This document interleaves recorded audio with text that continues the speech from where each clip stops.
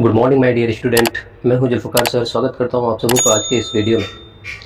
मेरे प्यारे विद्यार्थियों, प्रीवियस क्लास में हम लोग बिहार के बारे में देखे थे, बिहार के स्ट्रक्चर को समझे थे, बिहार के चौथियों को समझे थे।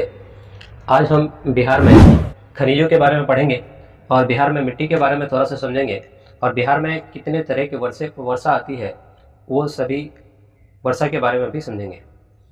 तो चलिए, आज का इस क्लास का शुरुआत मैं चंद लाइन के साथ करना चाहूँगा कि हो के मायूस ना यूं शाम की तरह ढलते रहिए, हो के मायूस यूं ना शाम की तरह ढलते रहिए, जिंदगी भोर है सूरज की तरह निकलते रहिए। ठहरोगे एक पाँव पे, ठहरोगे पाँव पे तो थक जाओगे, धीरे धीरे ही सही राह पे चलते रहिए।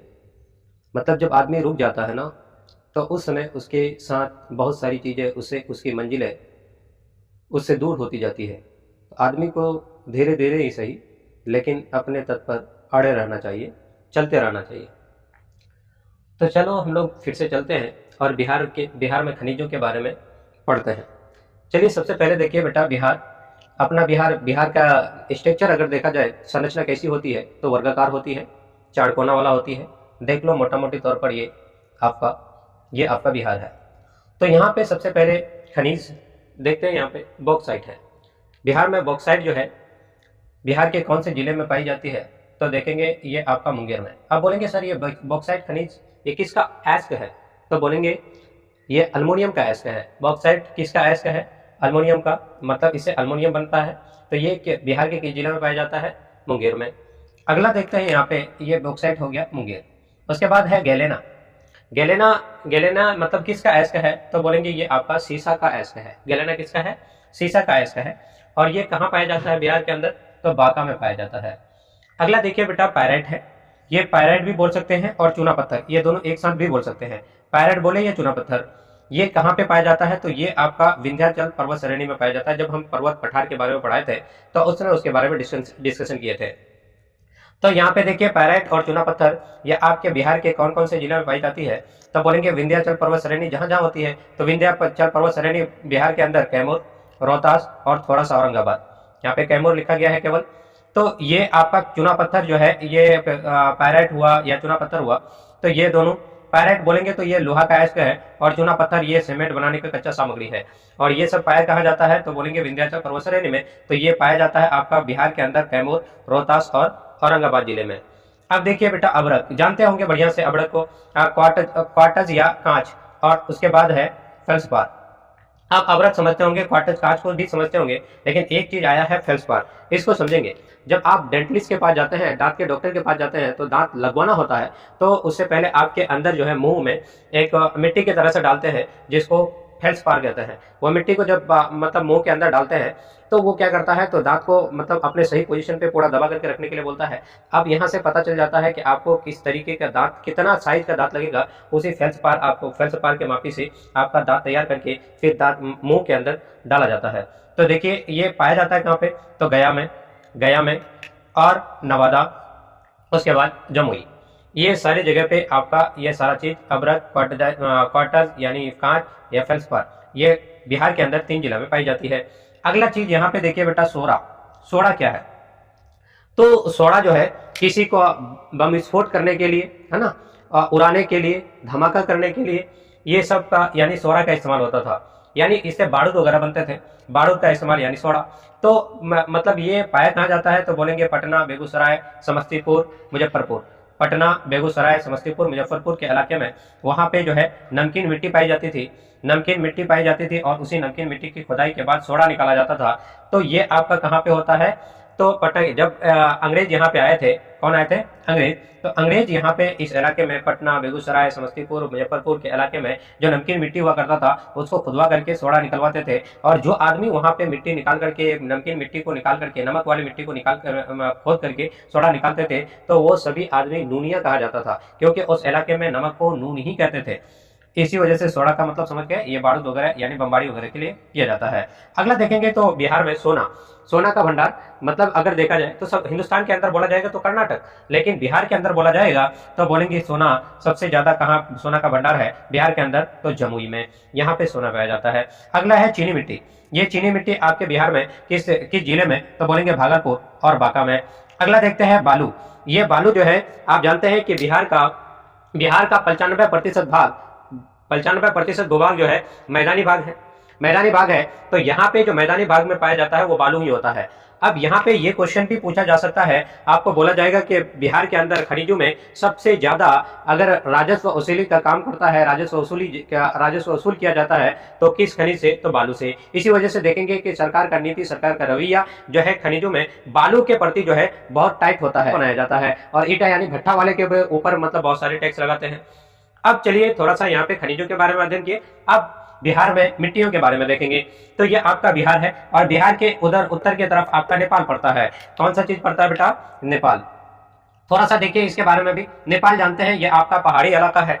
अब यहाँ पे इधर हिमालय है, हिमालय पर्वत है। हिमालय पर्वत से सटे नेपाल के बॉर्डर लाइन से सटे ये आपके बिहार का जो कुछ जिला पड़ता है, कुछ जिला पड़ता है। जिला में देखेंगे तो कौन है, आपका सीतामढ़ी है, मधुबनी है, ये सब इलाका उसी तराई क्षेत्र में आते हैं। आपने सुना होगा कभी गौतम बुद्ध का जन्म कहाँ हुआ था, तो बोलेंगे नेपाल के तराई में। तो यही वाला इलाका जो है नेपाल की तराई कहलाता है। तो ये तराई वाला क्षेत्र में जो मिट्टी पाई जाती है तो उसको तराई मिट्टी कहते हैं। और इसमें रेत और कंकर की मात्रा ज्यादा पाई जाती है। ये आपका कहाँ पे होता है, तो बोलेंगे आपका क्या कहते हैं, सीतामढ़ी और मधुबनी। तो सीधी सी बात है कि यहाँ पे आपका हिमालय पर्वत है और आप जानते हैं कि यह मानसून टकरा करके हिमालय पर्वत से सबसे पहले उधर ही वर्षा करवाती है। तो यहाँ पे सबसे पहले बारिश, बिहार के अंदर सबसे पहले बारिश कहाँ पे होती है, सीतामढ़ी मधुबनी में। तो यहाँ जहाँ पे सबसे पहले बारिश होगी तो सीधी सी बात है कि वहां सबसे पहले रोपनी की खेती सबसे पहले होगी। तो धान की खेती करने वाले लोग, किसान जो होते हैं, तो सबसे पहले इस इलाके में यानी जितने भी मजदूर हुआ करते हैं वो लोग यहाँ पे पहले सीतामढ़ी और मधुबनी में अपना रोपनी करने के बाद तब धीरे धीरे आपका पटना, उसके बाद मुंगेर की तरफ रवाना होते हैं, क्योंकि वो जानते हैं कि सबसे पहले बारिश हमारे यहाँ होती है। इसी वजह से पहले रोपनी कर लेंगे, उसके बाद अपना खेत गाड़ने के बाद धीरे धीरे उधर चले जाएंगे, मूव कर जाएंगे। अब यहाँ पे ये वाला एरिया, इसमें उपजाऊ ज्यादा होता है। उसके बाद इधर आते हैं, आपका यहाँ पे आ जाता है सहरसा और सुपौल। यहाँ पे सहरसा और सुपौल में कौन सी मिट्टी आती है, तो बोलेंगे खादर मिट्टी। ये खादर मिट्टी क्या है, जलोढ़ मिट्टी का ही एक रूप है। जलोढ़ मिट्टी का नया रूप, नवीनतम रूप, जिसको बोलते हैं खादर मिट्टी।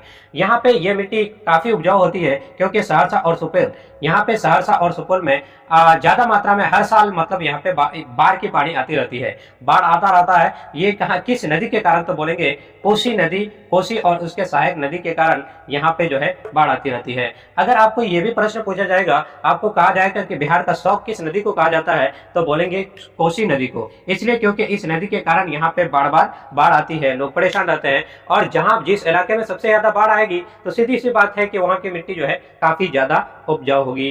तो यहाँ पे खादर मिट्टी जो है काफी ज्यादा उपजाऊ वाला होता है और यहाँ सहरसा और सुपौल के एरिया में हर साल बाढ़ आती है।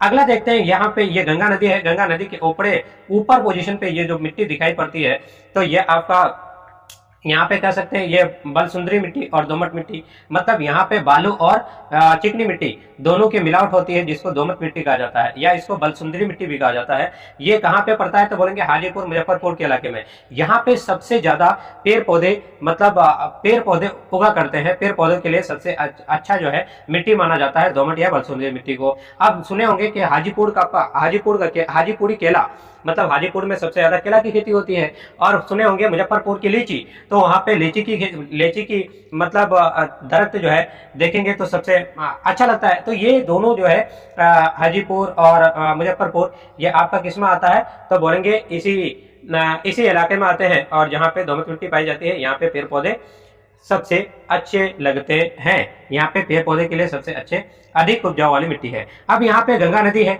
गंगा नदी के सटे ये सारी जो थोड़ा थोड़ा करके नजर आता है, तो ये मिट्टी है। अब यहाँ पे जब बाढ़ आती है ना, तो गंगा में जब बाढ़ आती है तो ये वाला टापू की तरह से जो नजर आता है, ये मतलब पानी के अंदर चला जाता है। जब ये बाढ़ की पानी निकलती है धीरे धीरे, तो ये मतलब ऊपर की तरफ दिखाई पड़ते हैं, तो इसी को टाल मिट्टी कहा जाता है। गंगा के सटे ये छोटा छोटा जो है ये टापू की तरह से जो नजर आता है, उसी को टाल मिट्टी कहते हैं। ये टाल मिट्टी में क्या होता है, जब पानी निकल जाता है तो उस समय वहां पे जो है आप परवल का खेती कर सकते हैं और मकई का खेती कर सकते हैं, ये टाल मिट्टी में होता है।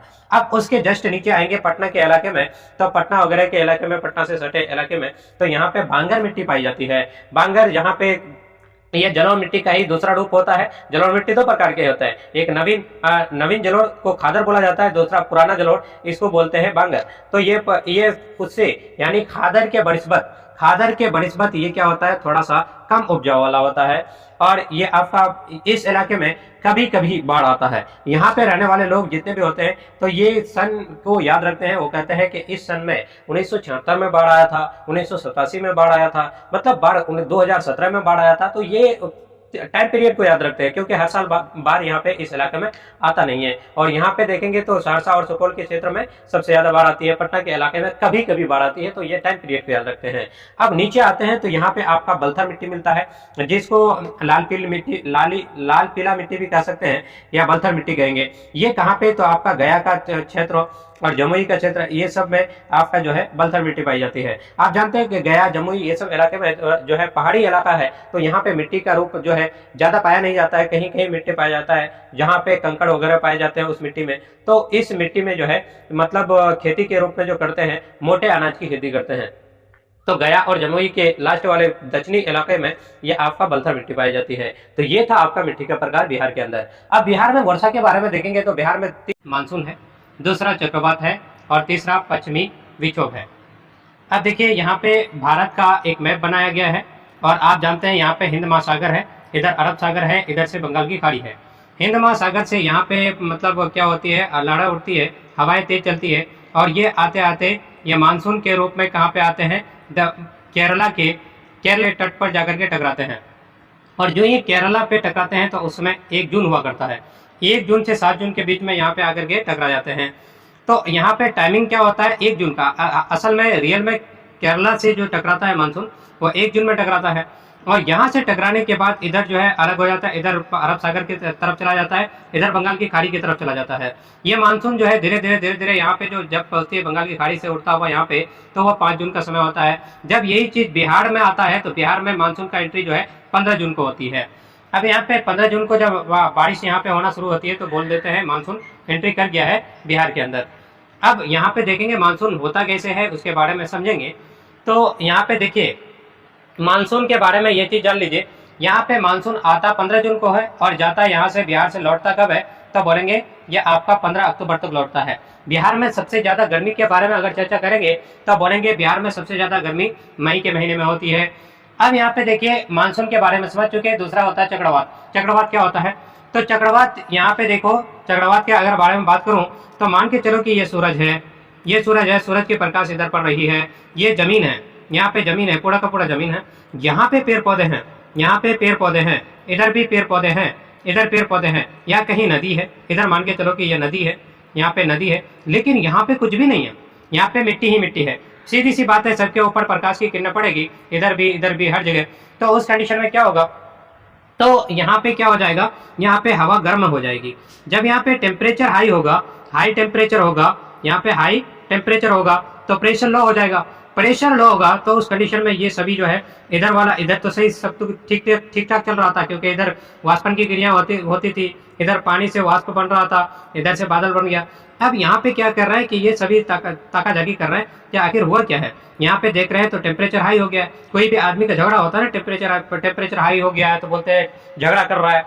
तो उस कंडीशन में लोग भीड़ इकट्ठा हो जाते हैं, सब तरफ से देखना शुरू कर देते हैं, तो उस समय और जोशीला हो जाता है। जब और जोशीला हो जाता है तो उस कंडीशन में फटाफटी शुरू हो जाता है, मारपीट शुरू हो जाता है। तो इस तरह से धकेलते हुए लेके जाता है कि कुछ अंश इन लोगों का भी ले लेता है, इधर से भी ले लेता है, इधर बादल की शक्ल में ये सबको भी ले लिया और इसको भी उड़ा करके ऊपर लेके चले जाते हैं। जब ये चक्का काटते हुए घूमते हुए ऊपर चले जाते हैं और बादल की शक्ल में ये सब क्या हो जाता है, कुछ देर के बाद वर्षा करवाते हैं, तो इसी को कहते हैं चक्रवात। तो चक्रवात से भी भारत के अंदर जो है क्या होते हैं, बरसात होती है। अब ये बोलेंगे कि मतलब ये चक्रवात जो है उठता कहाँ से है, तो बोलेंगे अरब सागर में नहीं के बराबर ये चक्रवात होता है। लेकिन यही देखेंगे बंगाल की खाड़ी में, तो सबसे ज्यादा बंगाल की खाड़ी में चक्रवात होती है, चक्रवात उठती है। और बंगाल की खाड़ी में जो चक्रवात उठती है उसी चक्रवात से बिहार के अंदर जो है वर्षा होती है। अरब सागर में अगर चक्रवात उड़ भी गया तो उससे हमारे बिहार में उसका कोई प्रभाव नहीं पड़ता है। अगला देखते हैं पश्चिमी विक्षोभ।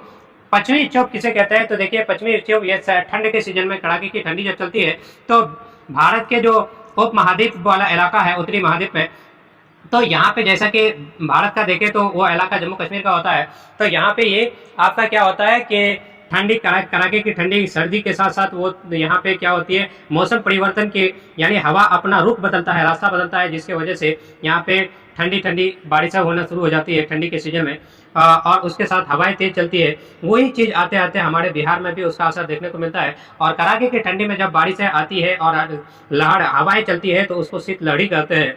वो शीतलहरी ये पश्चिमी विक्षोभ के कारण होती है और ये इसे हमारे बिहार के अंदर ये शीतलहरी का भी प्रभाव देखने को मिलता है ठंड के सीजन में। अब यहाँ पे अगर बात करें तो चलो अगला क्लास में इसके बारे में चर्चा करेंगे, मानसून किसे कहते हैं, चक्रवात किसे कहते हैं, पश्चिमी विक्षोभ किसे कहते हैं। आज के लिए बस